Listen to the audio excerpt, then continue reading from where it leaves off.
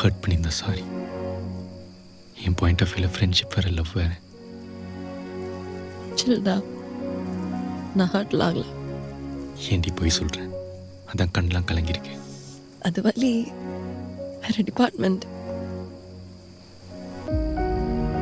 தினம் வந்து மூஞ்சியை பார்க்குற அளவுக்கெல்லாம் என் மனசுல தம்பில்லை.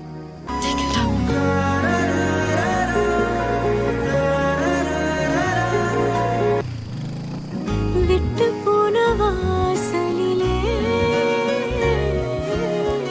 வாழ்க்கை தீர காத்திருக்கேன். காத்தில் உள்ள காதல் எல்லாம் கூட்டி காத்து தாரன்.